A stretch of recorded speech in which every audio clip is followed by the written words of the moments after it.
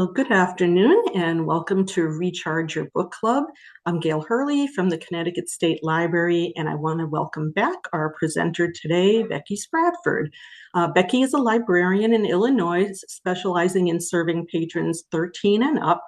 She trains library staff all over the world on how to match books with readers through their local public library.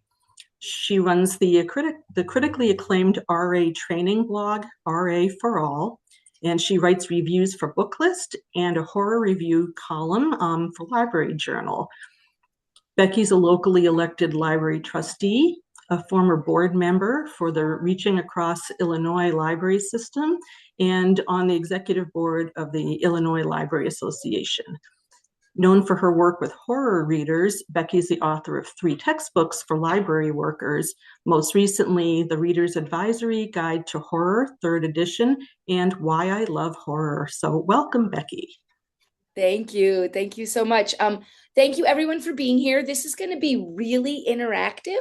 So I hope you find the chat. I know Gail's going to be putting some information in the chat for all of you about upcoming things that you can see me. If you notice right here, this is webinar 1 of 4. We have 4 coming. Gail mentioned that to those of you who are in there. And this is one of my favorite talks to give. Again, it's going to be extremely interactive. I'm going to ask you to share. But here's the other thing. I'm going to leave time for questions. If you have an uber specific question about your book club, this is the time to ask it. Normally, in these trainings, we say, don't get super specific. Not the case here, because your super specific question may be somebody else's, and we can all learn, as I'm going to talk about later, from other people's challenges in their book clubs. In fact, I'll talk about a whole entire way I set up a program to do that, to share that. So what I'm going to tell you to do, though, is if you have that super specific situation you want to share, please write it in your Word document or somewhere else now, so that when it's time for questions, you don't have to type it all out then, and you can cut and paste it into the chat. And I want it in the chat because I would like, again, all of us to help each other. And that starts with our very first slide that I want to ask you to think about for yourself. Why are you doing this? Okay, this is our schedule of events. But let me go even further with that. You don't need to tell us why you want to recharge your book club, why you do book clubs, all this. What I want you to think about to answer that why right now, to share with everybody, is I want you to think about a book right now that you did for book club once before, whether you led it or you were in it, that you still remember, okay? That you still remember for it being a great book discussion book. And just start putting those titles in the chat, because we're going to be creating throughout lots of titles. You also may think of some as we're going throughout. Please feel empowered to just put in, my group loved this title, I love this title, because another part of this whole presentation is for all of us to work together and to make sure we're sharing all of our good and bad experiences with each other. And again, I'll talk about that a little more. So while you're doing this, we're going to really think about this. I'm also going to do something that I have introduced to this conversation and been teaching for the last 10 years or so, is how to reassess your own leadership and the group dynamic. And we're going to institute norms for behavior that people want to hold themselves to, and they're going to hold you to. And we're going to really talk about that leadership portion of the book discussion, because it's the portion we talk about the least. In fact, we won't even get to talking about the discussion till like 3/4 of the way through this. And that's for a reason, okay? I'm also going to explain to you how to pick better books. We make a lot of mistakes when we pick books, and we're going to talk about how to do a better job at that. How to identify the best resources to use, both to lead the discussion and how to pick books. And then we're going to talk about having more dynamic discussions. I have a lot of tested things that work really well. I led a book club for over 25 years. And I've been training book club, or I guess for over 20 years, and I've been training book clubs for 25 years plus. And again, I'll talk about a whole group of, a whole program I created for helping book discussion leaders get practice. But I'm also going to end by talking about coming to terms with moving on if your group isn't working. And again, as I mentioned, plenty of time for your specific questions. So again, type those specific questions up and put them in like a Word document or something, so that you can share those later more easily without having to type them up. All right, here we go. Let me get this next slide. You will, by the way, oh, here I have it right here. Share a title of one or more that worked really well. This is good too. I did this on purpose because I knew some people would be coming in late and I saw that. So share a title that worked really well for a book discussion you've been a part of. And again, we're doing this anytime you put a title in, it's to create a list of go-to book discussion books. Again, please add them. I make sure to spend at least the first 5 minutes because I know people are getting off the desk and need to get in. So, all right. Why are you doing this? I promised we'd start with that. Look, first of all, this is a lot of work. I do not want to underestimate. Again, I did a book club for many years. There's a lot of labor going into it, not the least of which we should not underpin, we should not undermine at all, is that you have to read a book for the book club. That when I did a book club, there were 12 books minimum, because sometimes I had to help out with other clubs a year, that I had no say in whether I read them or not. Okay. But here's the thing. Books beg to be talked about, many of them. Okay. And it's you finished a book and you were dying to talk to someone about the book. And I've given books to people just so I could say, go read this book so we could talk about it. We have to remember that is the crux of why we do this. And where's the best place to go talk about the books we love? The library, right? And we're going to talk about the difference between the library book club and the in-home book club also, because it's important to understand. There is also, even more so now than ever, a value in sharing opinions and hearing counter ones. The book discussion is a great place to learn how to have disagreements that do not feel like they're the end of the world. Although I have a great story later about one that I was a little bit worried about. And it wasn't even a controversial book. So we'll talk about that later. It's also a great place. And this is somebody who I was in my book club for many years who gave me this feedback. I love coming because sometimes I read a book and I'm like, I know I missed something. So she always loved coming. And we're going to talk about listeners versus talkers because she wanted to know what she missed. Here's what I read. But she also, the one before, wanted to hear people had different opinions.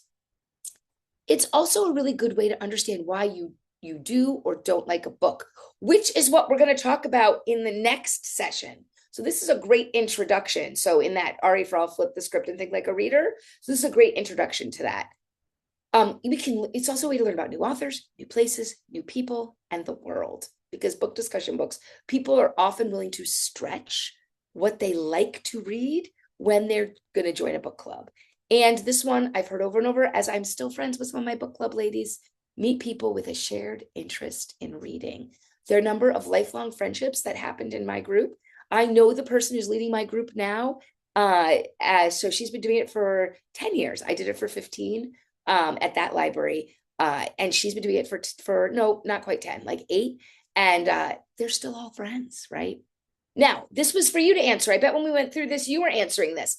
This is also, and many of the slides here, by the way, I have done, and this is a great example. I'll point out the ones I've done, and you're going to get the slides that you can bring to your book club.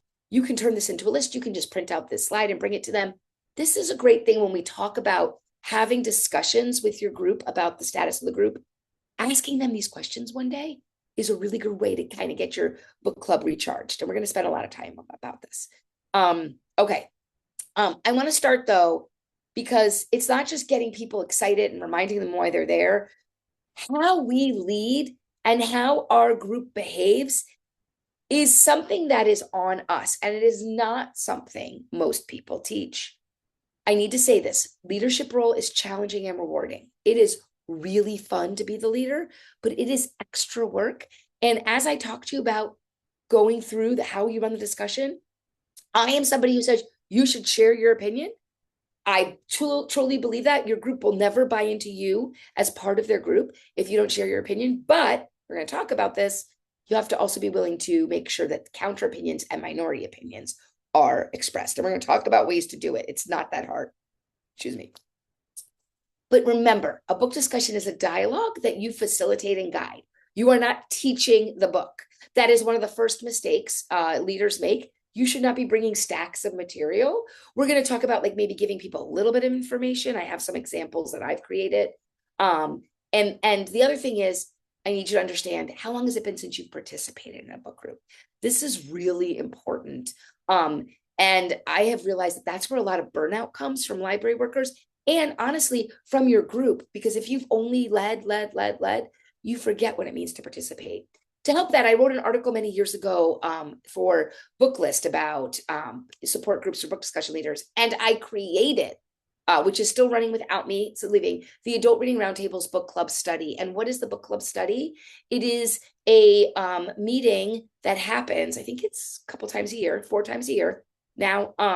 It's a group of people. They're all, people in the Adult Reading Roundtable who are leaders, advisors that work with adults in the Illinois area, in the Chicago area. And you can go to that link to look at it. But basically, they do a book discussion for half the time, and then they do a leadership topic for half the time. What's so great about this? Well, it's people who normally lead book clubs getting to have a chance to be part of a book club. The leader of that rotates among people on the board for the Adult Reading Roundtable. So you get to observe different ways to lead, because there's no one way to lead. And there's always a topic to talk about that's brought up by the group. So things from as far as what to do about snacks, to how to deal with negative people, to what to do if your group is lagging a little. It's wonderful. Okay. And you could do that within your regions as well. You can look at that. But the first question is, go find a book club. If you haven't been a participant in a long time, just go sit in, talk to somebody else here, see who else is on here. We have everybody's names. And maybe all of you can share when your book clubs meet, and you can go to each other's book clubs to observe. That would be really awesome. Because as we're going to learn next month, working together is your greatest resource. Okay. Also, really ask yourself, and the new year is a great time to do this. Are you burnt out from leading book clubs? It's okay to take a month off. In fact, I would argue that, I'm going to tell you this later, no book club should be led by one person, and only one person without a backup. How do I know this? I learned this the hard way when I got snowed in at a family bat mitzvah in actually not far from Connecticut, in Rybrook, with 23 inches of snow, and couldn't get home from my book club, and had to frantically find somebody who could skim the book and lead the discussion the next day. That's when I said enough. Okay. You're going to be less, and I'm going to talk to you later about having a staff member who's always with you. I had a circ staff person actually who was interested in getting more continuing education, who came and took the notes for me during book club and was there in an emergency to lead.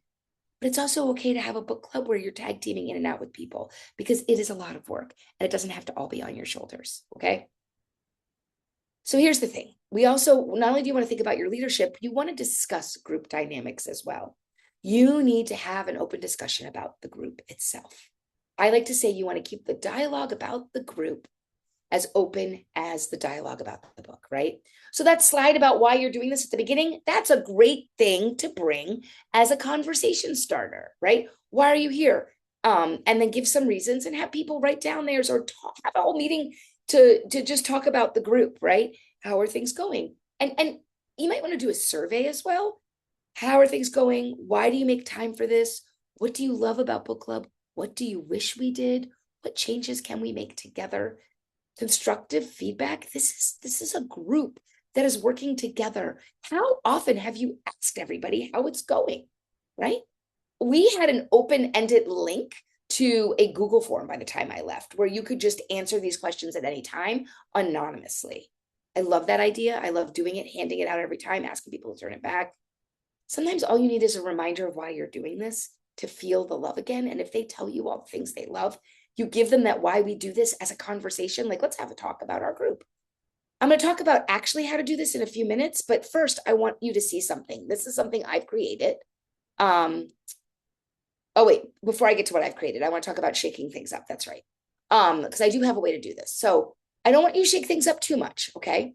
But if you're feeling like your group needs a little shot in the arm, try one of these things. Now, don't try all of them, okay? This is not, I don't want an earthquake here, okay? So here are a couple things after we've gone through the entire presentation. You can go back and get some, maybe use some of these ideas in conjunction with the things you've learned to shake things up a little. First of all, recruit a few new members.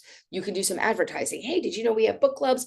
I went after my friends at the library to have them spread it to their networks. That worked really well. Another thing is, if we're feeling a little stale, if you've asked them some questions, and they're like, I don't really love the book selections recently, we've done a thing a few times where we all read a different book. We say, okay, here's the genre, here's a couple, you take like romantasy or something that's really exciting for people right now, something they want to read about. And you say, like, horror is big, obviously. So we might do, let's all try a horror book. Here's a list of ones we know work, or you can read anything you want. And then our meeting is just to talk about our book and what we thought about it. And you as a leader come talking about the genre a little bit. Sometimes all you need to do is meet somewhere else. We had to do this once because our air conditioning went out. We went to another library and it was awesome. And we started doing that a little more regularly, like once a year. You can add a movie to the mix. We would do this in December, so nobody had to finish the book. Start with Hamnet, right? Right now, that's an easy one to do, right? But add a movie to the mix, read the book, watch the movie. We've even gone to the movies, like, it wasn't a library field trip, but we said, hey, we're all going to this showing. The movie's out of a book we read. That was really fun. You could have a book lovers party. This is something we did in conjunction with our friends on Library Lovers Day or Book Lovers Day, which is February 14th. Like around that time, we've also done it during National Library Week, where we just had a party. My book club members came and they were there to talk about the books we've read with other people. People came in to talk about books they love, and we just had tables with conversation. You could also use conversation starters to frame your discussion. What books do you love talking about to others? This is something I'm going to talk about more in that book Talking the Way to Your Friendliest Library in Town, part 3 of 4. So you can wait for that in March. Okay, thank you to everyone who's sharing. Now let me talk about these norms. I'm going to talk to you about how to actually assess your leadership and set up some rules. And this comes from, I started doing this many years ago when my children were in elementary school. I came up with this idea. One works for Publishers Weekly now and one's in college, okay? So this idea, when they went into their classrooms every year, they were asked in each grade, and it was awesome because the norms for each classroom were so age appropriate, to get into groups, and they were going to make the rules for the classroom together with the teacher every year, right? So when they were in first grade, it was like, keep your hands to yourself, listen when others are talking, but they all, and a teacher guided it, but they came up with the rules, and then they got them all, the norms they were going to follow, all listed on the board, on like the wall. And it was awesome because the teacher could point to those when misbehavior was happening instead of calling people out. Say, we decided to not do this, right? I often struggle as a manager. When I started managing, I realized that the skills I had as a many-year day camp counselor at a private school day camp, I started using those skills when I started, and I was like, I feel like I'm talking down to people by using day camp counselor skills. But here's the thing, no.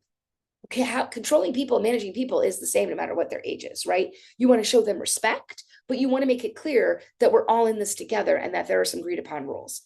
So I've created these things, and if you use the links and you just click on leadership norms, and the next one is group norms. This is an example of norms I created with my group. We would create them in December at our final meeting of the year. Well, we created them once in December, and then each December we'd go over and talk about them, and we do a version of that survey I had earlier and say things like, okay, let's answer this before, and then we talk anonymously and we talk about it and we'd assess the rules. But here's the thing we always did. These are the things we agreed together that I would do. And then I have the ones that they agreed to do. And let me tell you, we had this as a printout. One of my ladies laminated hers, and then everyone of theirs laminated. And we had it on a bright piece of paper. And so we had it at the meetings. And so when somebody misbehaved or things weren't going great, we could point and say, hey, time out. This is what we've all agreed to. So for me, we decided, and these changed over time, that I would read the entire book. You will notice the group norm is different, okay? These are the things we're all going to hold each other to. I'm going to gather information to help enhance the discussion. They want that. Whether they wanted it in a printout or not, they weren't sure. But I brought information if they wanted it. And as we went on, we had things like the iPad to pass around or project on the screen. But remember, we started back in like 2001. So, we didn't have that all the time. So often by the end, I just had an iPad that I could pass around. They wanted me to be prepared to offer counter opinions. I'm going to show you how I did that over time. But they gave me permission, even if I disagreed. Like if we all liked it, I brought in people who didn't like it and why, or vice versa. Also, they wanted me to be prepared to begin new lines of discussion when necessary so that they didn't keep talking about the same thing over and over again. They were okay with me being like, okay, new topic, right? We're going to talk about how we go back, though, in case some people didn't finish on that topic. Don't let one person monopolize the discussion. This is when I was allowed to call out that person who never stopped talking to say, hey, I'm going to ask you to pause here because I feel like you're monopolizing right this minute. And we've agreed to not let that happen. I have a better one, though, in group dynamic that I could use. But here's the one that they gave me permission to. Be willing and prepared to take control of the group firmly but respectfully. This one saved me many times when things were getting a little out of hand or somebody was not, was getting too off topic. Or I have another example with when I was teaching of one, and they were fine with that. So they wanted me, they looked to me to do that. So then our group norms, again, you click and it's one document. There's fewer, do you see? Their first one is make your best effort to complete the book. Notice I do not require they finish the book. What I would say though is, if you haven't finished the book, and I said this with this norm when we created it, you can't be, if you come, you cannot be upset if the ending is spoiled, because the ending is something we talk about a lot. It's a great place to start your conversation, by the way. That'll come up later as well, but a little foreshadowing. So make your best effort to complete the book. If somebody was not reading it at all every month, I did have people come to me from the other people in the group. And here's the thing, by the way, because we're so open, people were willing to come to me other times when I was at the library to talk to me about the group, because they, we had these norms they could point to, and it wasn't just them being difficult. And they would say to me, like, so-and-so, well, her name's Sandy. Sandy she's still in the book club, hasn't finished the book for like 4 months in a row, and she's being a jerk about not finishing it. So I would have a talk with Sandy. Are you making your best effort to complete it? Maybe you shouldn't be sharing that you didn't complete it. It's making people upset. Here's the big one. Come ready to both share and listen. So when somebody was talking too much, I would say, going back to my leadership norm that I'm supposed to not let one person monopolize, I would say, thank you for sharing. Fran, now it's time for you to listen. And I even had one person, Fran is the one, she said, but I've been sharing too much. It's my turn to listen. Like, this gets internalized, right? When you do it enough. Be ready to back up your opinions with why. That same Sandy person was famous for, and you all have this person, this book was drivel, or I hated this book. She comes every month. And then she would stop and I would say, well, this book is drivel. Sandy, lots of people like this book, including people in this group. It's on a lot of lists for book discussions, but you have a right not to like every book. I need you to tell me why you don't like the book. Back up that opinion with why. And I trained her finally to be like, I didn't like this book, and here's why. Because as long as you share the why, that's okay. Respect the sharing opinions, especially when they're different from your own. This is very important. Self-censor is really just another way to say, be ready to back up your opinions with why. Or sorry, come ready to both share and listen, and a little self-censoring. It's kind of all of them, that one and why. You want to make sure that you remind people that it's not free reign to say anything they're here. But my last one, and I think everyone should have this in their norms, have a great time. If you're not enjoying yourself, let me know. These have served me extremely well in my time. It also helps me, let me go back a little, as I do everything, including picking better books. So those, again, are available for you. You can print them off and use them and create your own. Use those to start creating your own. Now, the group dynamic is something, like I said, you want to make sure that you're having conversations about the group dynamic and being very honest and open with each other. I gave you a couple slides of not just the norms I created, but the ways to do that, okay? That is important. And if you feel like your book group needs a little zhuzhing up, or you're feeling the dragging, or the dynamic is not great, that is a great place to start. Ask those questions. Why are you coming? What can we do? Why do you do this? What are you liking? What aren't you? Are you having fun? All of those things. Hold each other to a dynamic. Have a conversation about the group that is open about the discussion of the book. However, I need to be clear with you. It might not just be that. It might be that you're not picking great books. This is the problem when I'm called in to help book clubs. The dynamic usually needs a little bit of work, but honestly, just saying like, hey, what's working, what's not, let's figure this out, works to fix that problem. What doesn't work is if you're picking books incorrectly. So I really want to talk to you about how we pick books, okay? First of all, you should institute dictatorial democracy. I've been saying this for years, and now I might have to change this because of the way the government is, because now I'm not really thrilled with that, but let me explain what I mean. What I mean is people are coming to have this book club at the library. We're not talking about you leading book clubs in someone's home. Okay? That is completely different. What those groups want to do is completely up to the group. And I love the idea of like whoever's hosting picks the book, whatever they want to do. But at the library, remember, people come to the library for their book club because they want some oversight, even if they can't articulate that. Because they would not. They would just have it at their house and take the books out of the library and work with you to get the books off it. So when you ask people, and if people want to share in the chat how they pick their books, I also think that would be really, really great. And I love that everybody's sharing things. This is wonderful. I'm just scanning them real quick. But if you in the break want to talk about how you pick your books, because Some people have to pick them 6 months in advance. Some people can pick them each month. I would argue, first of all, that you should always have the next book available at the least. Okay. Um, and I think you should ask people what they are interested in reading, but you shouldn't just let them alone pick it. What we did was some version of, we did it for every 6 months. We had 2 groups, and we did it. We asked for suggestions, then we made a ballot, and then we let people vote. And then we did not tell them what the votes were, and we told them what the answers were, right? Never was there a book that didn't show up on that. 9 times out of 10, it was all the books that we thought were good, but everybody got their votes in there. And we made sure, because sometimes you have to make sure it's available in audio, large print, right? Ebook, like you have to make sure it's available for people to access. So sometimes that was an easy way to say no to people. But here's the thing, don't ever just go with what the vote says. Because as we're going to talk about, some books are good book discussion books are better than others. You should also get inspiration from other libraries for lists. This is a link to the Adult Reading Roundtable again, the books we've done, but anywhere. What are local libraries doing? Educate participants also in what makes a good choice for a book discussion book. I'm going to actually give you an entire slide for very general things that make the best discussable books.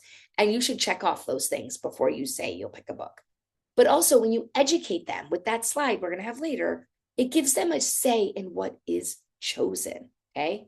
So then they get it. They can be, and I did this, right? I educated them and they come to me and they'd say, this has, and they check off all the things I told them. I think that's why I think it's a good choice. Excellent. It also diffuses problems when we educate people on what makes a good choice. So when someone argues, I hated that the ending was open, we're going to say things like, you could say things like, well, remember when we talked about what makes a discussable book, an open ending is great because it gives us a place to start and it's not telling you. And so it's a great place to have a discussion. Or they're like, I really hated this character and it made me mad. I'm like, isn't that great? Characters that feel real, that we can argue with, like they're real people. That's amazing, right? So this diffuses problems as well. Also, again, agree to disagree should be one of your norms. I had a little more, we used to have it just say agree to disagree. And now it's more, listen to other people's opinions, even if they're different than your own, respect them. Agree to disagree is what makes a book great. Also, they might want to do romantasy, right? But maybe instead you do, this is how you lose the time wall. So something that is a little more discussable, and we'll talk about that. And by the way, I purposely choose books that aren't brand new because we're going to talk about that. You shouldn't be talking about the books that are hot right now. Okay, so that's my plea to pick better books. Now, here it is. This is the slide you can give to your group about general tips for choosing discussable books. And then I'm going to give you examples. Again, give me some of your best discussable books. First of all, I chose Dr. No by Percival Everett for many reasons. Besides the fact that it does all of these things, it is, based on it's the media sensation, right? James, that people are still one of the number 1 checked out books of the year in 2025 at libraries, but not James, right? So it's Percival Everett, not James. But like James, it is told in a frame that people know. In this case, it is a James Bond villain. It's perspective of a James Bond villain. And also it is amazing. Okay. Because the entire book, if those of you who've read it know this, but it's better on audio than in print because the entire book hinges on the weaponization of nothing. And the word nothing is used in this book spectacularly. You could have an entire discussion about the different ways the word nothing is used. Is nothing something? Is nothing a weapon? Is it just nothing? It's just so many things. Okay.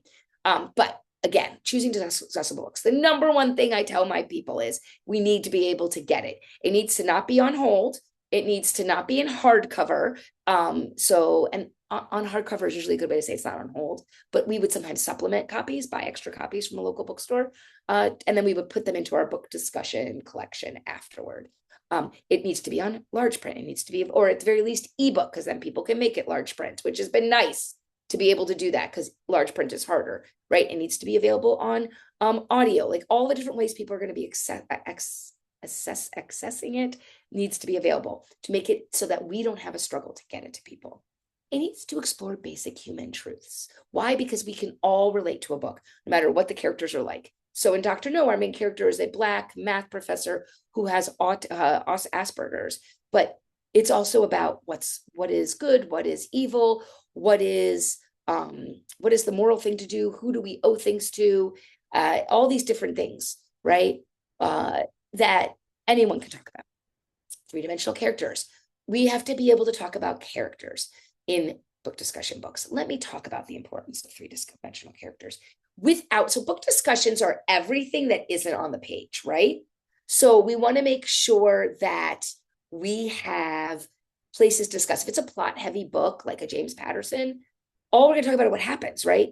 Book discussions are everything in between. What are the in-between things? Often it's those basic human truths, but also three-dimensional characters. Three-dimensional characters mean that they feel real and people will go to bat for them or get upset about them. Let me tell you about one of my favorite book discussions. I thought I was going to get fired from teaching at Dominican University, but we discussed Atonement by Ian McEwan. And I'm not going to spoil the book, even though it's like really old, but I'm just going to talk about Bryony, who's the main character of the book. And you see her in a bunch of different ways throughout the book. That was a great book too, because it had so many different things we could talk about, but especially Bryony is a polarizing figure. And so polarizing that during this book discussion, and this is where I learned how important it is to have three-dimensional characters in the books you choose. Because I took this upsetting situation as a learning opportunity. We were having the discussion. I remember the room, it was a big U, and somebody over here, somebody over here from me was talking about Bryony and how bad she felt for her and how this book, blah, blah, blah, how it built sympathy. And somebody over here raised her hand and I said, okay. And she's like, we need to stop. She's like, Bryony is a horrible human being. She like started ranting about how much she hated Bryony. She stood up and turned and started like berating this person. Thank goodness there were like 10 people between them. And I'm literally sitting there like, I don't know what to do. I don't know what to do. And this is where I also learned that the timeout is something you need in book discussions. And I said, timeout. And everybody took a deep breath. And I'm like, what am I going to do? And this is what I did. And I will forever be thankful that my brain did this. I said, sit down.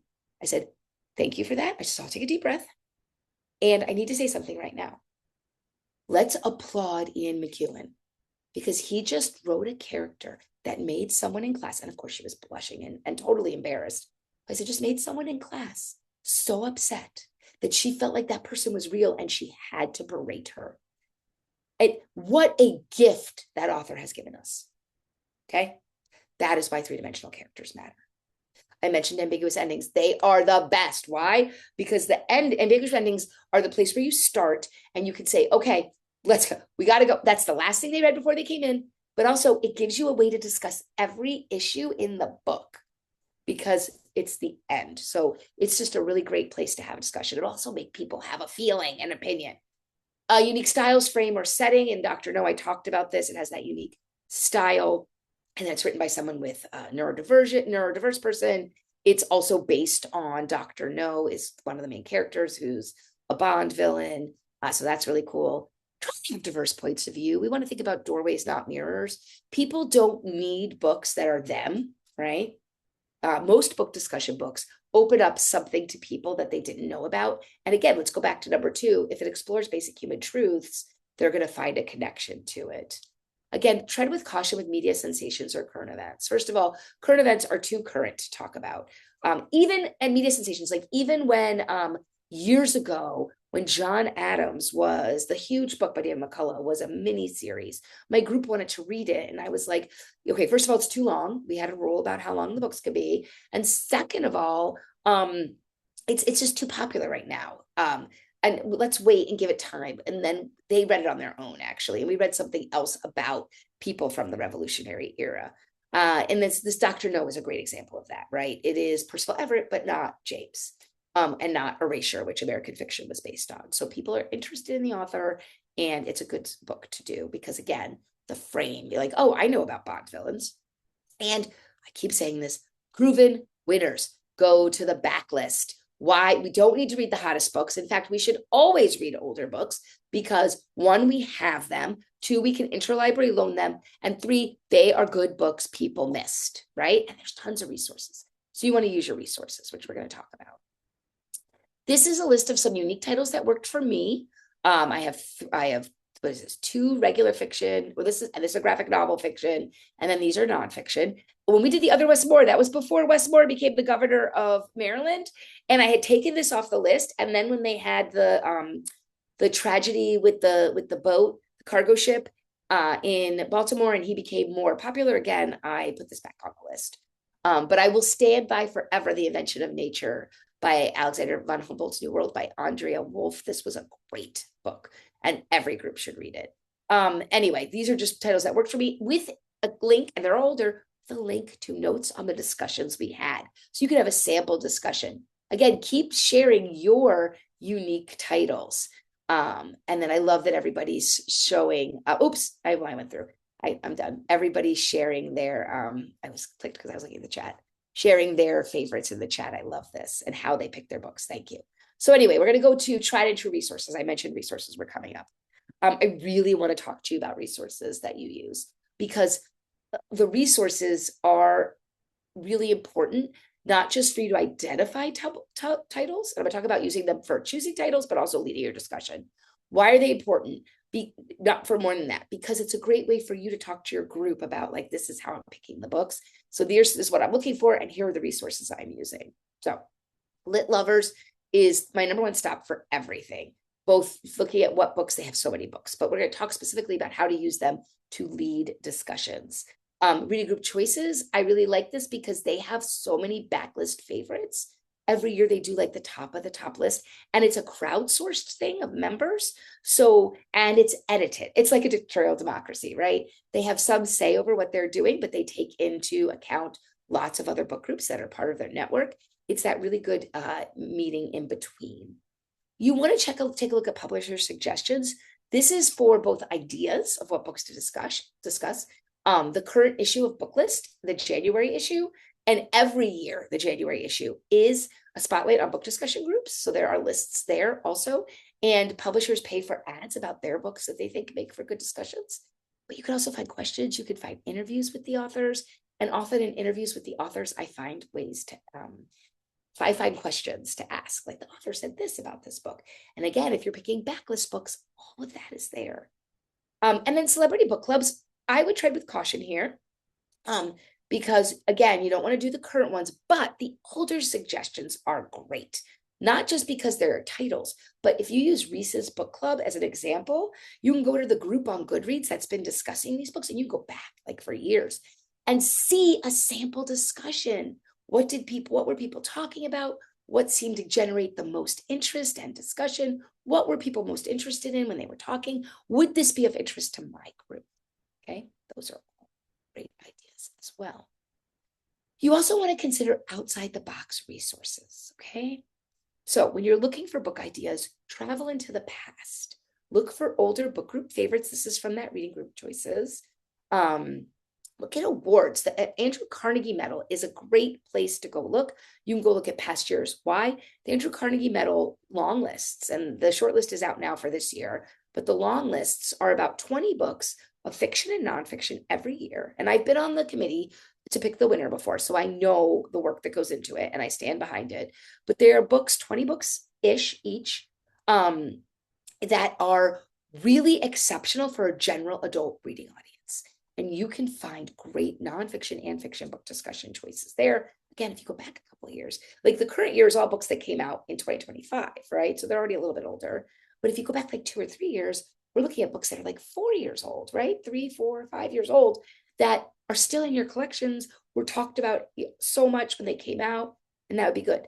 Another thing a group once told me they did was they picked a year and then read all the major award winners. This library was doing it as it was like the anniversary of something in their town. So it was like in the 70s, they went back and they looked at all the major award winners. And then they also did like and they included bestsellers, and they had lots of conversations about the books as a community all year long. That's kind of fun. What about reading a new genre? Are you like really sticking with like relationship fiction or mysteries or psychological suspense? The Rusa Codes reading list is a great resource. We're going to talk about it when we do Demystifying Genre. Their list is coming out this month for 2025 books. But again, that link goes to all the past winners. And what do they have there? They have the top genre pick by adult library workers, right? Picking what they think the top genre book is, with a couple runners up. I think there's like 3 or 4 runners up. That's a great way to identify good genre books, right? Also ask yourself, what are other groups doing? That's what we're going to do here. We're sharing things, but near and far. Do Google searches, but also like somebody who's here, like go say, hey, can I saw you at the training. You're right near me. Can I come see your book club? Can you come see mine? Can we talk about it? Maybe make informal groups of people near you and make little like meet up for coffee to talk about your book clubs. If you read that article I linked to from Booklist at the beginning, it all actually starts with a book club support group. It's about the one I created for art, but it starts with a librarian going into a bar saying, oh, it's been a long day. And the bartender says, oh, was it work? Was it relationship? And it was like, it was book club. Because it can feel like that sometimes. This is a great older book from the ALA, 71 Creative Twists on Book Clubs. It's a really good way to get some ideas. But also, and I've said this without saying it explicitly, test drive a discussion. Whether you go to one virtually or you go to one in person, like, is somebody doing a book that you think you want to do? Go check what all the libraries near you are doing and go watch what it's like and see and visualize your group doing that same discussion. And then, somebody said the Read with Jenna selections are good. They actually are pretty good. I think so as well. But backlist, by the way, don't use the current ones. All right, here we go. This is perfect. We are halfway through the talk. And although a little bit more because I'm going to leave lots of time for questions and for sharing. So now we're talking about the discussion. All of this led up to it. So I really want to share with you a lot of information about the discussion, starting with preparing. And I'm going to share things that work really well for me as I lead a discussion in the next couple of slides. After that, I want you to understand this is my experience. I've done this with multiple different groups, but it might not work for you. This is my disclaimer. This works for me. I've talked to a lot of people over the years, and again, picking and choosing some of the things I'm saying is a great way to start and try out, and then try another one. Everything's on the slides for you to keep doing it. First part about preparing for the discussion, don't over prepare. We're librarians. I know this is really hard, but this is the thing I learned right away. You want to read the book. You want to have analyzed the major themes. You want to feel like you know the characters as people, right? Who's in this book? What are their motivations? All of these things. You want to notice the structure of the book if there's anything interesting. So like Dr. No, as I said, it's very clearly, based on a Bond villain, or Hamnet, right? Because we won the Golden Globe last night, right? Hamnet, it's, the story of the writing of Hamlet. But it's told by the wife, right? Of Shakespeare, not Shakespeare. So that is a very interesting structural choice. You want to always be making comparisons to other works by this author or other similar read-alikes. Come with read-alikes. I always ask, but I brought so many read-alikes, and I would give them at the end that my group started sharing their own read-alikes. Again, model the behavior you want to see. I really also want to tell you every once in a while, please step away from the library and book world for some inspiration. This is a link to all the TED Talks ever that are about books. Watching a talk every once in a while of somebody sharing, like getting up, preparing a talk for a TED Talk about why they love a specific book, why they love reading, all of these things will get you back in the groove and might give you some ideas of things to talk about. And again, we're changing up everything, right, to recharge. We want to change up how you prepare. Go look at author interviews. There is no better place. It is better than questions, is to go see what the author has talked about in the past, but not just for that specific title, right? You want to look at what the author has said. So I often would read, as soon as we picked the book, or after I finished it, but before I did the questions, I would look at the author interviews. And so I'd see, like, what are the things the authors talked about over time? How did the author frame this book when they were just thinking about writing it, right? If there were interviews before. So that's really fun as well. Or if that book you're reading was their debut and they've gone on to do a lot of things, how have they talked about it after? Author interviews give you a lot of things that people wouldn't think about on their own. Again, one of my norms was to bring the information to enhance the discussion. This is something you can do. Look at reader reviews. You have to do this before you go. You have to. Why? Because you want to be ready to play devil's advocate and offer counter opinions. So if everybody in your group loved the book or everybody hated it, you have opinions to back up the other side. Okay, well, we all loved it, but here's somebody on Goodreads who gave it 2 stars, and they said that the character was very confusing. They didn't understand their motivation. What do you think? Oh, I totally understood their motivation. Here's what I thought. Oh, me too. But that's a good point. I guess I didn't think about that. And it just go back and forth. You want to always have counter opinions to share, so it doesn't just turn into I love this book, I hate this book fest. But we're also going to talk about how to get the minority to speak up when I talk about running the discussion as well. You want to gather maps or any necessary information about the historical period if necessary. Again, in this day and age, you can project it on a screen, you can have it on an iPad that you pass around. You do not need to kill a tree and print them all out unless your group prefers that. And again, have a projection of the resources on the screen. Read notes of what other groups have discussed. Those are links to books that I've written discussion notes about, or the Don't Read Roundtable has. And I do have a thing though, when someone asks me what should you give the group beforehand, I have an example. I think it's for the Sympathizer. So that's a good book to still do right now as well, about Vietnam, and it won all the awards. Okay, I want to talk about how to use questions properly. Questions are wayfinders, not roadmaps. Took me years to come up with the right terminology for this. You should review them and consult them, but you don't live and die for them, and nor do you live and die for their order. Because as we're going to talk about, you can have them as your wayfinder, but if you start asking questions at the beginning about why they liked the book or didn't like the book, and they bring up something that's number 5 on your sheet, don't be like, well, we can't get to that till number 5. Go right away with what people want. Okay. There are publisher provided questions. I look at those always just to get a sense of what the publisher's pushing, but Lit Lovers also has lots of questions too. And those are what Lit Lovers has. But here's my hot tip. Lit Lovers has general questions for any fiction or any nonfiction book. Okay. So what I do is, I do print out the publisher provided questions, or whatever's on these resources. Right. And I look at things I like, I underline maybe keywords, but my favorite thing to do is to get both fiction and nonfiction, no matter what the book is, whether it's fiction or nonfiction, I use both to read, and I get some ideas, and I read these very general questions, and I write out my own questions, or I write out themes I want to look at the book. I don't write out full questions. I write out themes I want to talk about. Again, it's a wayfinder. You don't want to follow it exactly. That will make your discussion stale and boring. Okay. Also, look at other libraries, and also don't sleep on schools. A lot of books are done in schools, and I actually would do a search like book discussion questions, school, and then the title, right? And you get really good because those are more like essay length questions. And so they hit on themes more than being like, Bryony lies to the reader for the entire book. How did you feel about it at the end? Like that's going to come out, right? Instead, you might want to ask something like, we see many versions of Bryony, ones she wants us to see, ones she writes herself, and ones that we observe. Which one is the real Bryony, right? This would be for atonement. And I did kind of give the book away, but it's like 20 years old. Okay, now we're at the discussion, okay? This is great. I love this. I'm going to give you suggestions for making it easier on you and more dynamic for the group. And I want to remind you want to make the group do the heavy lifting.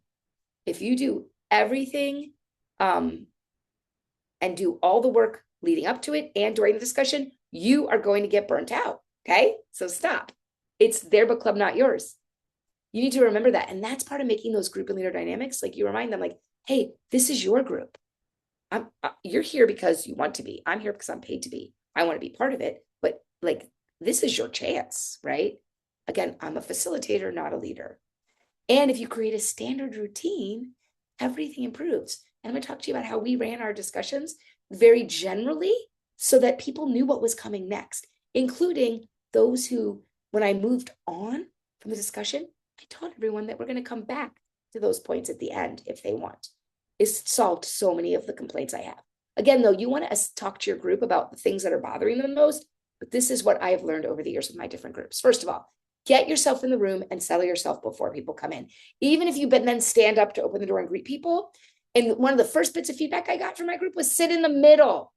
We were at this big table and I sat at the end, and they were like, Becky, can you sit in the middle? Because when you're at the end, some people are really far from you. And when you're in the middle, we felt like you were like right in the hub of everything. That was an easy fix. Again, wouldn't know if I didn't ask. You want to begin with background about the book and the author. I do this once we start. I start saying, here's the book we're reading. I read the publisher's description. Sometimes that just sets people off right away as well, because that's not what the book was about, which is great. Um, but I set the standard. I give a little bit of background, right? This is the author's third book. This was their debut, blah, blah, blah, blah, just a little bit. Just and I know I said don't over prepare, but this is more to let everyone else settle, not because you're sharing it. Because one of the things you notice is when people come in, some of them are ready to go right away, and others need just a few minutes to like get ready and acclimate. Hand in any charts, maps, or information if you want to. Tell them it's available on the iPad, all of that. Make the first question easy, okay? Always. If all else fails, start with the ending. But here is my winning suggestion for how to start your group. And I've done it for years. Everybody knew when they came in, they were ready with their thumbs. All right, we're going to do this. Here's the book. We introduced it. Your votes first up, thumbs up, thumbs down, thumbs in the middle. This is why I had my note taker, but for a while I didn't have a note taker and I would do it. Okay, 1, 2, 3, 4, 5, 6. We had like 15, right? So okay, seven thumbs up, 3 thumbs down, 5.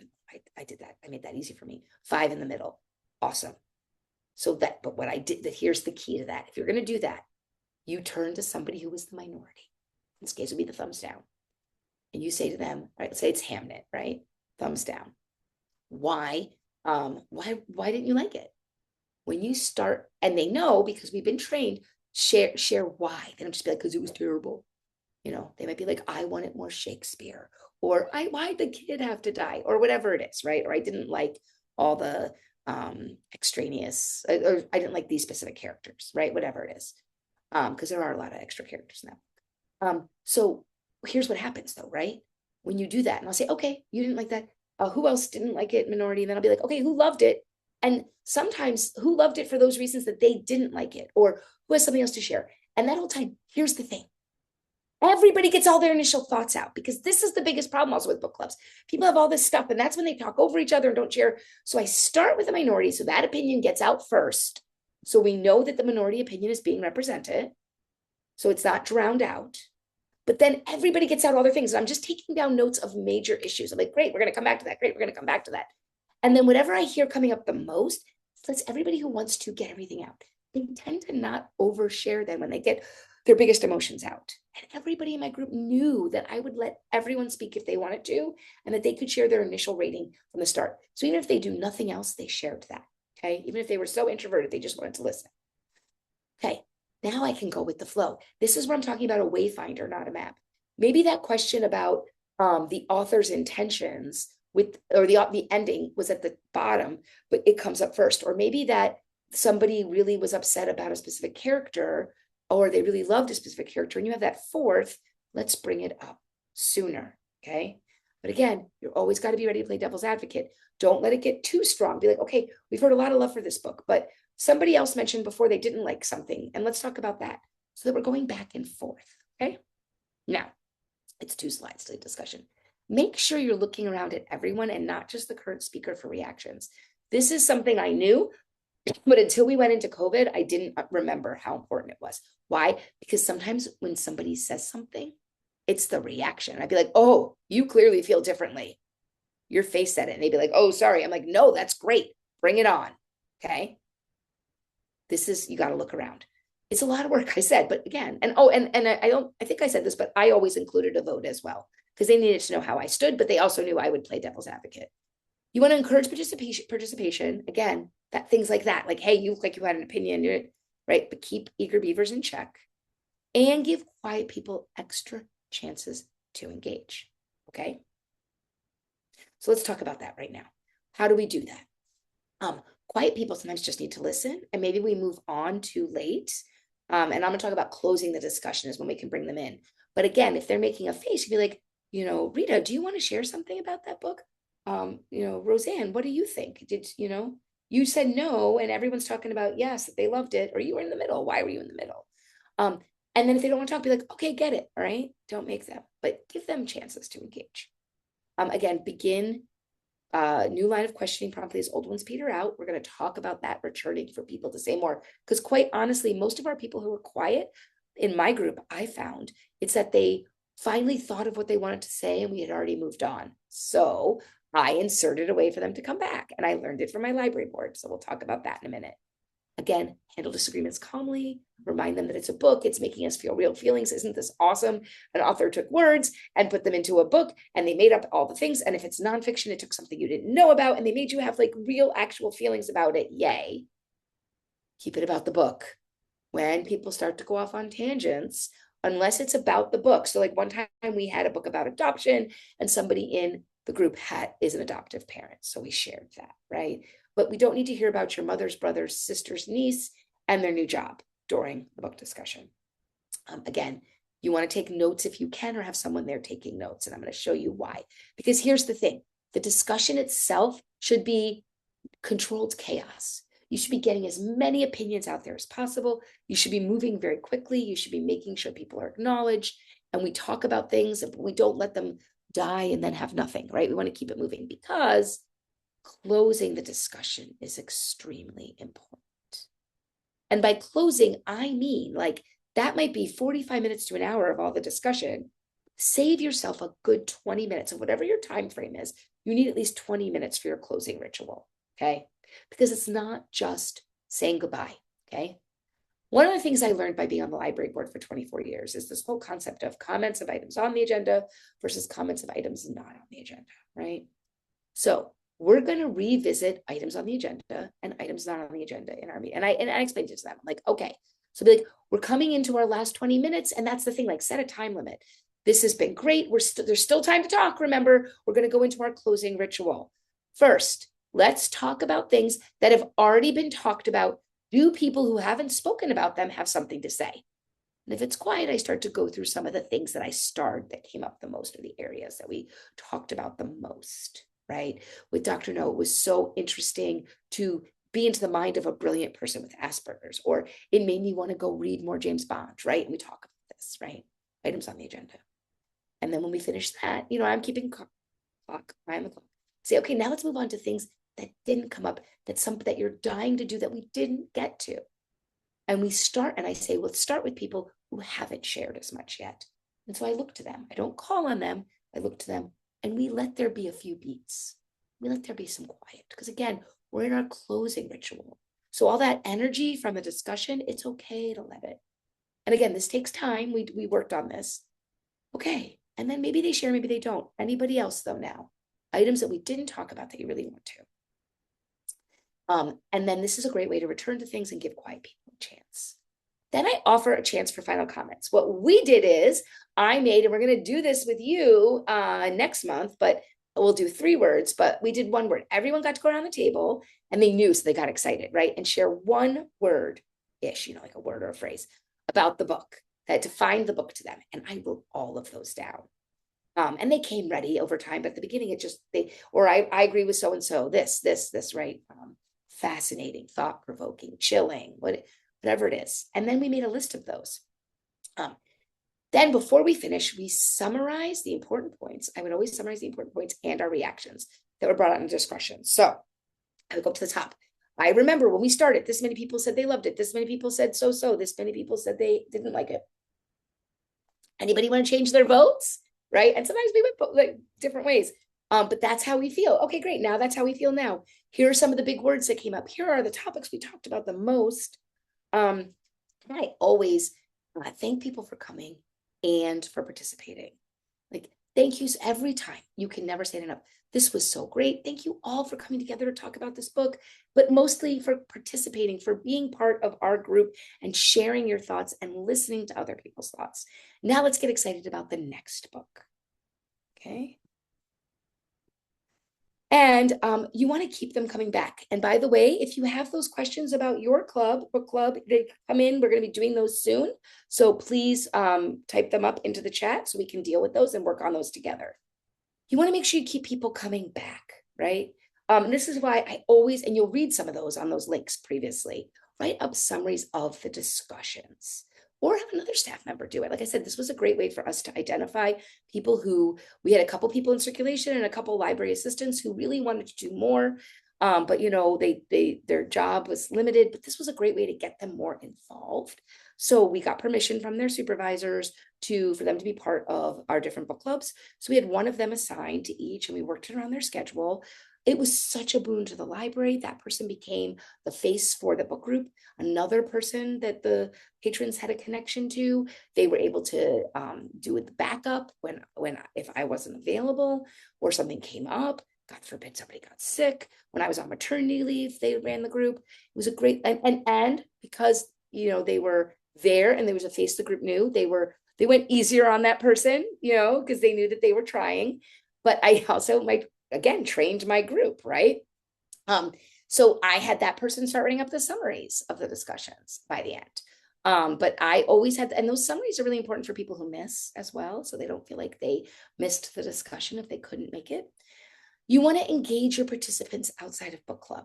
And let me explain why this is important. I have to clean my glasses while I talk. Your book discussion people are some of your best patrons. Why? They come every month to discuss a book. I had people in book club who came every month for, I am not kidding you, like 17 years in a row. And so actually more. Some of them are still coming. Some of them have been coming since the start. And they're doing the book club without me. Okay. Think about the commitment it takes to come to, even if you come to 9 or 10 out of 12, these are some of your best users. These are some of the people that would be singing the praises of your library. My book club people were so, this is like a catch-22, we're so committed that the library restructured the Friends of the Library and put me in charge. With the good comes the bad. I learned a lot by doing that because they were joining the Friends. I was encouraging them to join the Friends because they were such good users of the library and such good spokespeople for the library that then I got put in charge of the Friends as well. That's something. But they're also great volunteers for you to use. They're also people you want to test new services on. I will remember years ago, we were like, okay, we're going to start a service where we put your favorite authors on hold. Libraries do this all the time now, but back then it was really a big deal. The big thing we did too was if there's like an award you really like, right? We'll put books that win the awards on hold for you without you knowing. You're going to give us permission. We're going to have you. We have a database, and we're going to get you in first for your favorite authors. And we beta tested it with the group, with the book clubs. Why? Because they were a set group of people that we not only knew used the library, but were comfortable with feedback, right? Because we had done this feedback loop already where we had them share constructive criticism with us on the regular. They would constantly be sharing information with us and about their experiences in the library. So this was great because we actually caught a bunch of problems with the idea of what we were doing. Without them testing it, we would have had a problem. Okay. And I've said this already, but it's here on a slide finally. You want to keep the dialogue about the group as open as the dialogue you have about the book. You have to remember that. If you learn nothing else today, I gave you tons of tips and things and ideas for how to recharge your own book club. But the big thing here, I hope you understand the underlying mission statement here, is that we want you to talk to your group about being in a group. For so many years, I heard this people, I've been saying this for years. I've been talking about sharing my opinion about the book. And I've been to trainings where they were like, Becky, I will not do that. That is unprofessional. You have to stay as outside of it as possible. You are there, as the leader. You can't share your thoughts. You can't be part of the group. And I'm going to tell you that is wrong. That is why we have better book groups now that are more dynamic, because the leaders are part of the group. Because you're in this together. These are people, I went to funerals of people in my book club, right? We would go out once or twice a year and meet for lunch outside on like one of my days off. There are some people from my book club who I am still friends with. I left the library 10 years ago. Do not do this. Do not be that person. If you are that person, you are wrong. I mean, just move on. We want to make sure that they know that this is a group, that we are all in it together. I am the leader, yes. I am the one making sure that it's still a good experience because it's still a library program, but we need your feedback. Don't wait for feedback. Engage in ongoing conversations. Again, having an open Google the survey, like a Google poll, Google form that people can answer anytime, bringing those questions in about why we're here, or those other questions about, what do you love about it? What do you not love about it? That they're always available, that they can just turn in answers on. I had a lady who kept that little form and would turn it in and then ask for it back, like come into the library the next week and ask for it back so she could keep adding to it. I was like, I can make a copy for you. But I think today having just a Google form that when you send out to everybody what the next book is and reminders, and you send out the notes, that's the other thing. You want that summary, you want to send it back out to them. Have that Google form in there all the time. Remember, we're always looking to improve. You can make feedback and you can then talk about it. And you can say like, hey, we got this comment last month. You can start and be like, or do it at the end. What do everybody else think? Let's talk about this. Is this a problem? Or 3 people mentioned this. Should we talk about this more? Are we picking too many books? This happened to us. We want historical fiction that isn't set during World War II. Yes, we all do. So we picked other things. That was a feedback we got. We also got feedback once is like, let's try a graphic novel. So we did Fun Home because we had a large lesbian population in our book group. There's a large in our community as well. But also they were concerned about graphic novels, but they loved memoirs. So we were like, let's do this. It's going to be in people's wheelhouses. And we did have people share their own coming out stories, which was great. Okay. Before we get to questions, and I'm going to leave at least 15 minutes for questions because this is a presentation that hits a nerve, and I want to again share your uber specific things because trust me, I have heard it all, and we all have things to help to share with each other. But I do need to say to you that when the club no longer keeps a charge, you can recharge and recharge and recharge, but just like an old phone, it doesn't always work. Okay. Give some of these ideas a try. Again, don't try them all at once. You're going to scare people.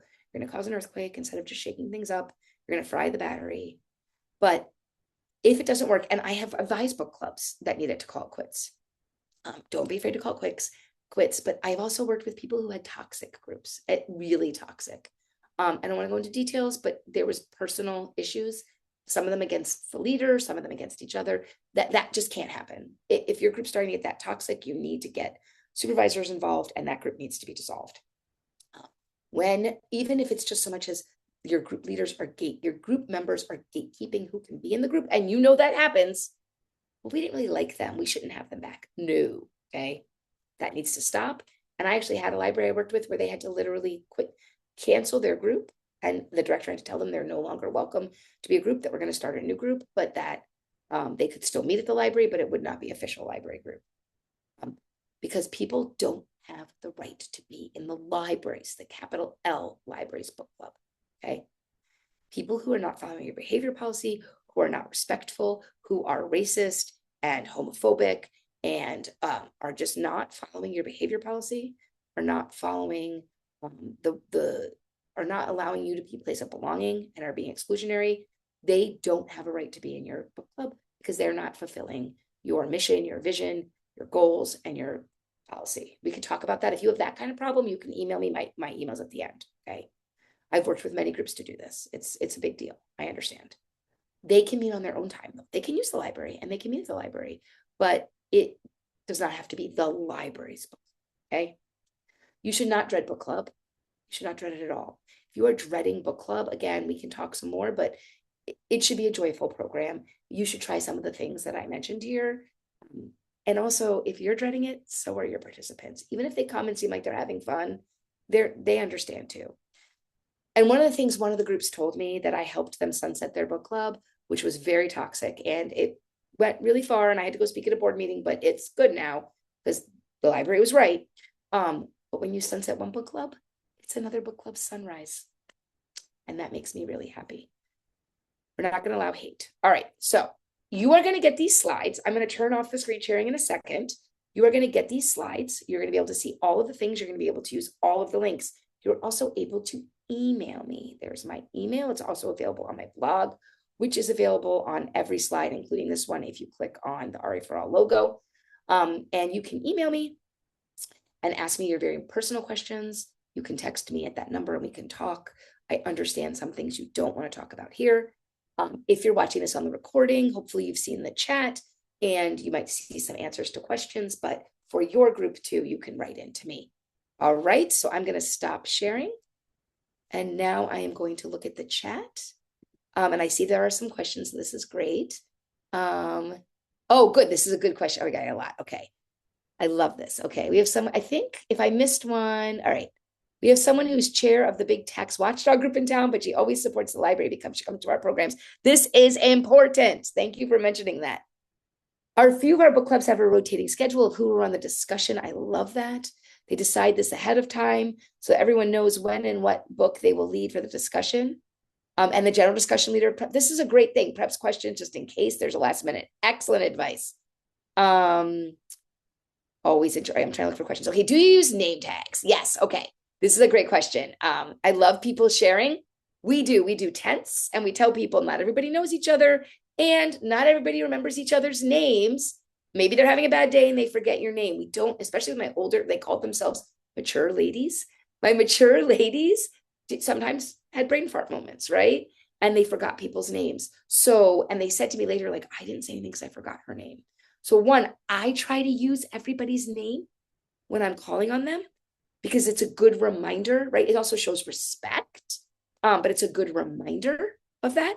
And what I do love, we had table tents and we let everybody write their own name. And some people drew little things, right? And we saved them from month to month, and we bring them out. And then if somebody new came, we obviously underneath we had empty ones. And people loved when they were new. I would usually have a person who's been there before give the new person the blank one and say, here's my name tag. Do whatever you want on your name tag. But don't worry too, you can add stuff another month because we're going to give it back to you. And it just became really fun over time. Different things got put on them. So I really like that. I really like that. Yeah, the tents. So that really worked. Has anyone had participants take turns? Oh, I've had non-library workers lead the discussion. It's also a really fun way to shake things up. I had this lady who was a former teacher. Her name was Fran. And she also, and I didn't bring this up, would always volunteer to listen to the book. Try to get somebody you trust to listen because you can share. And Dr. No was my great example for that. They can share what it was like listening to the book. Wow, this is so different for me. And Dr. No is a great example. Like that whole thing of use of the word nothing was so confusing when I read it. And you're like, not if I listened. Not when there's a new book that was on all the best lists this year, Fair Play, has a green cover with a house. It was on the NPR Books We Love. That one, if I had read it in print, I don't know, but I wouldn't have understood it. But in audio, it was fantastic. So sometimes books are better in audio. And we had Fran she would always listen. She wasn't even somebody who like always did audiobooks, but she thought it was fun to add to the discussion. So anyway, at one point I was like, Fran, do you want to lead one of these? Like you do so much extra work. She's like, I would love to, because she was a retired teacher. And we picked the book. Everybody knew Fran was going to lead it ahead of time. It was not a bait and switch situation. And it was great. And so she started doing one a year. And you have one. Yes, I've actually heard of this. Molly shared that they have one that's run by a patron that they do at the library. I have also heard of libraries that do that. A patron leads it, but it's a library program with supervision. And thank you. Please share with her. Hopefully she can even watch the video. That's also something libraries do. And I think that's also great. How do you handle working with a small group? Oh, this is easy. I started with only 2 people.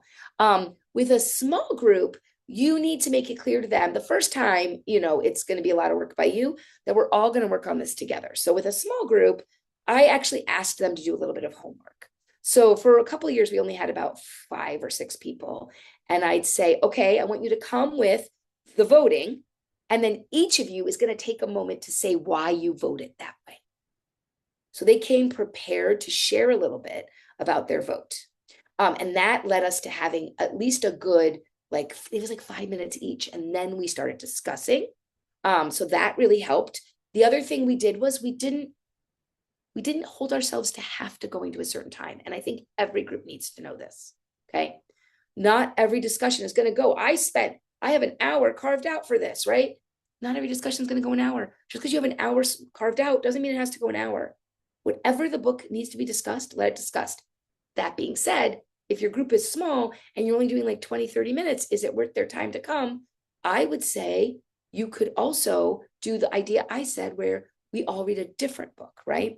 So you pick a genre once in a while, just to beef it up once in a while. So, or we did the book lovers club idea also, like come bring a book you love that is an all-time favorite, and let's talk about why you love it. And we're going to ask you questions.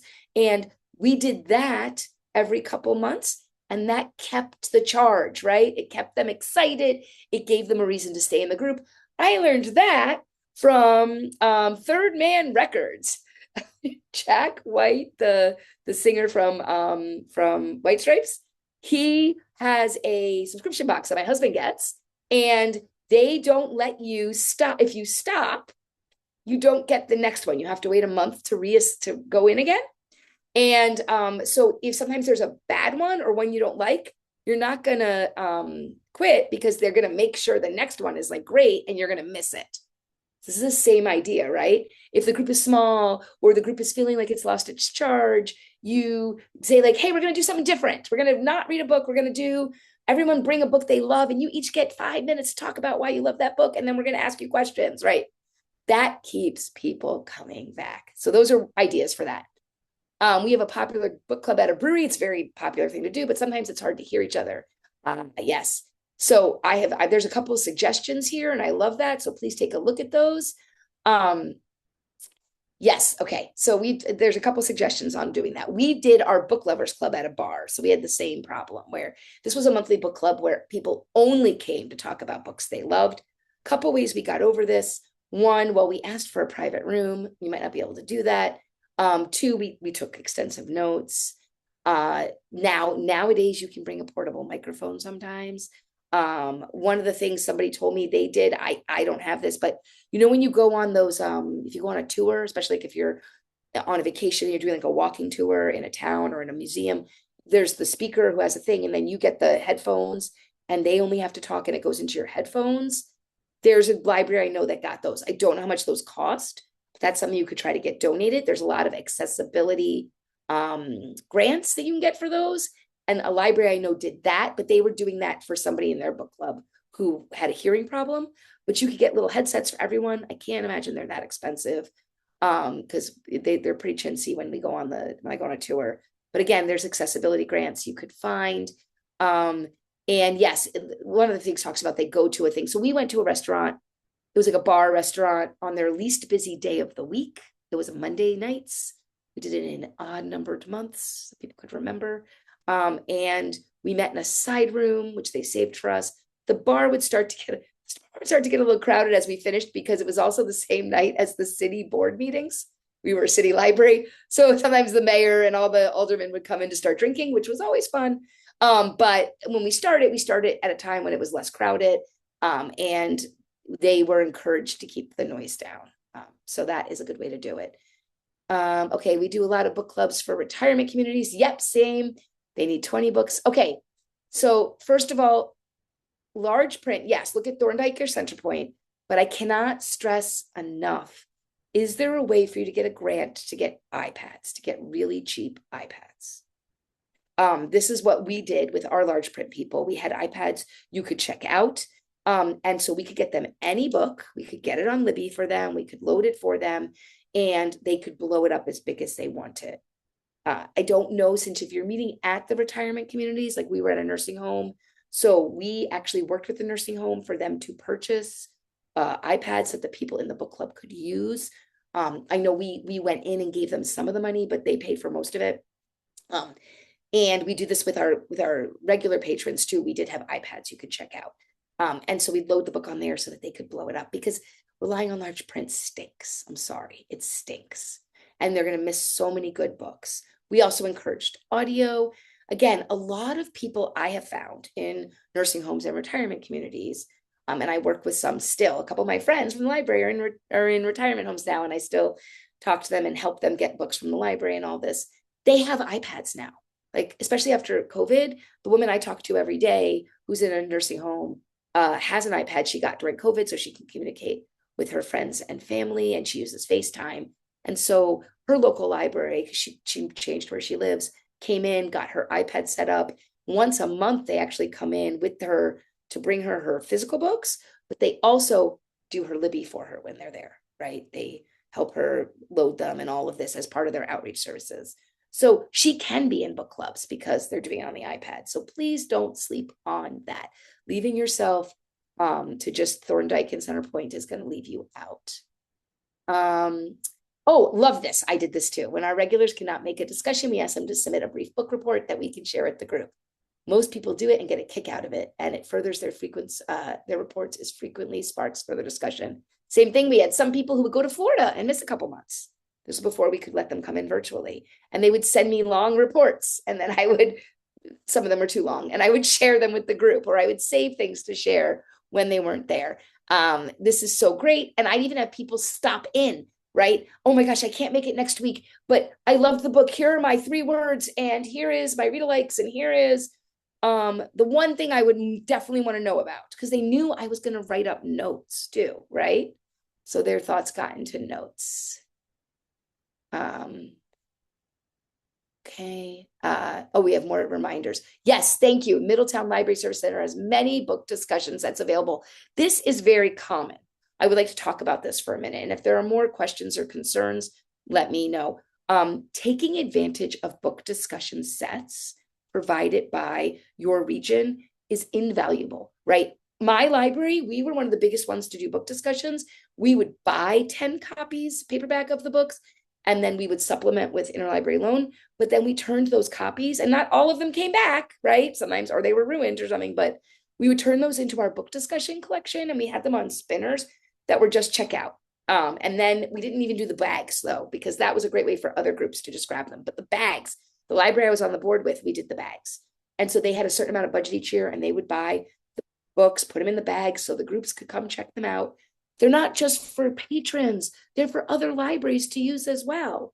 Why do we want to use those? Not just because they're all put together and usually have discussion questions and, you know, all the copies are together and it's one checkout to get all of them. That's great. They're also there because they're proven winners. The biggest problem we have sometimes with book clubs is we're not sure what to pick. We're worried it's not going to work out. We're worried it's our fault. We picked a bad book. Stop with that. It's not about that. If you use something that you found on the resources that's been really useful, you have that as your backup, okay? Don't let the group bully you. You can be like, look, this is one of our book discussion sets that needs to be that the whole system is using. So there must be value in it somewhere. Let's talk about that value. It's really, and then you could say, other libraries did it. Then find out what other libraries have borrowed it or what other libraries are talking about. Like, see what books they've done. Again, now, don't just use the book sets put together. Go visit other libraries. I hope everybody here, at the very least, in 2026, says, you know what? I'm going to go to that library 2 towns over that I know has a book club. And I'm going to ask my boss, hey, can I go on work time? Because I took this class, right, that Gail put on with Becky Spratford, and she said I should do this. You should do this. I'm not asking you to do anything on your personal time. It should be part of your work. I hope you can advocate for that. Go see another group near you and the book they're discussing and get some ideas and then invite them to your group. And again, the next step would be getting a group of book discussion leaders together, even if it's just a listserv, to share ideas and to commiserate when, because let me tell you, nobody talked about food here, but the number of meetings we've had about food, that is libraries where they had to cancel the book discussion because someone threw a stink about food and went to the board over it. Okay. This happens. So there's just things you need to talk about. Lori is asking if there's a list of libraries that have the book discussion sets available. I would say, Gail, it would be great if you did like a Google form and asked what libraries are hosting book discussions, what days of the week do you have them, what are your general topics that we can share with everybody who took this class so that they could see a list of local resources and maybe encourage people to go. Yeah, dessert is, you just provide dessert at the book discussion. Let me tell you, half my day for my book club was getting to Costco and getting the snacks and setting it up. And that's the part I hated the most, but it was appreciated. So I kept doing it. I will say, if you're a group that tries to match the food to the book, stop. That's too much work. You do not need to do that. You have enough to do. Literally, I brought some kind of sweet and some kind of fruit, like usually grapes, sometimes easy to eat, and coffee and tea. But I also understand libraries who don't want to do that, who don't want to have food, because it does cause problems, and you have, people with eating restrictions, and it leaves more room open for complaints. So, but yes, Carolyn, thank you for identifying that food is a reason people come, and we know this, right? We know this. So if there's anybody else though who has questions, thank you all for sharing your questions. Book clubs, this is the thing that we do, and we're often the only people in our library doing it. And this is the thing I've learned. I worked so hard, and you're all very welcome, to create community around book clubs and to create this program, because there were times when I was like, it's just me. I'm doing all of these book clubs. I'm dealing with all of these issues on top of my regular job. And this nobody understands me. So please talk to each other. Oh, more food questions. Food just 2 times a year. I love it. Potluck style. Check your rules in your, like, Cook County, Illinois. We can't do potluck, unfortunately. We're not allowed to unless they bring sealed things. We can't share homemade things. It's against the sanitary code, and we would lose our license to provide food. But check. So they can bring things that are sealed, that are from a store, and that has the allergens listed. Lawyers, sorry. One book club meets in the morning in the library and then goes out to brunch in town afterwards. I love that. We did that once in a while. My group actually started meeting. We met the third Monday of the month, and on the first Monday of the month, they would meet at the same time for snacks and coffee at a local coffee shop. I wasn't allowed to call it a library program, though. Again, lawyers, so be careful. There's a lot of lawyers in Connecticut who live there, so be careful with that. And food only at December party. Yes, we do a party in December as well. So very fun. I know we're just about out of time. Thank you, everybody. And see, I knew food didn't come up because you all were waiting. It is one of the hottest topics about book club. I always bring it up if it doesn't come up on its own. I'm going to go back and look at everybody's comments later. Please know you can email me. My email will be on the slides, which Gail will send out. This is being recorded. So please tell your colleagues to watch it, and I'll be back with you next month to do more. Thanks, Gail. Thanks so much, Becky. Really appreciate it. Great presentation. And thank you all so much for participating. You put tons of great stuff in the chat. So really thank you so much. And like Becky said, we'll see you next time. Have a great day. Have a good week. Bye.